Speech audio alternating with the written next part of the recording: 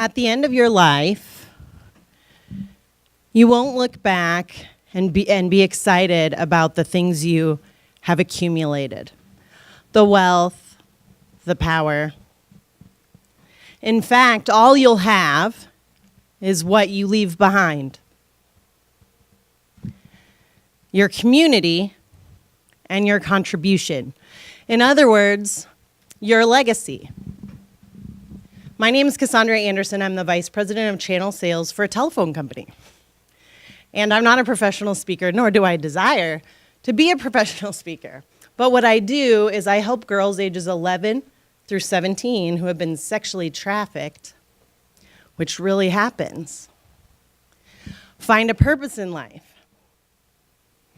And so the goal here, the reason I wanted to come and be part of this, was because I speak to thousands of people about how to be involved.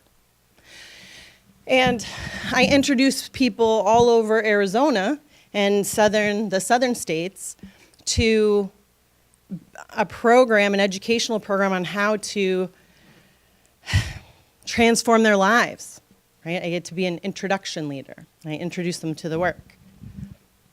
And so why I wanted to talk to you today is I find it really interesting that people, especially me, get kind of caught in a trap, right? And maybe you'll recognize this trap.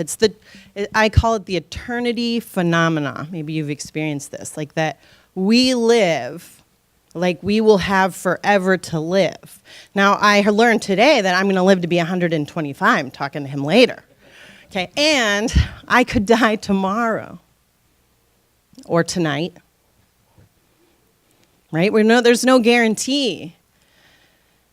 So what do we do when we get stuck in this trap of thinking about like we have forever? Because the trap is the someday trap. Oh, one day, someday, I'll have that. Oh, I'll find love. I'll get involved. I'll make time for my kids. I love that you did that, by the way, that you made time for your kids and all of this. Fantastic. Because we get stuck in that trap. So I wanted to share with you a few things about how to get out of the trap. So here's the first thing. There's 3 things really to get out of the trap and make your life a life filled with purpose. Right?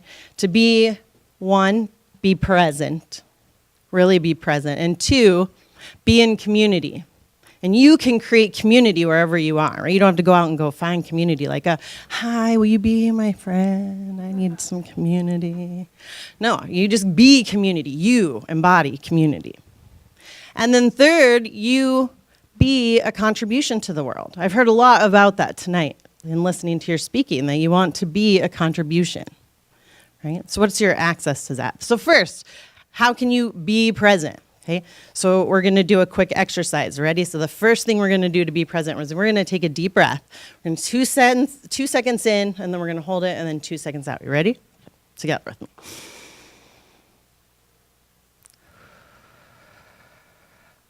Okay, and for those of you who hate to be told what to do, no, really, we're going to do this. 2 seconds in, hold, and 2 seconds out. Are you ready?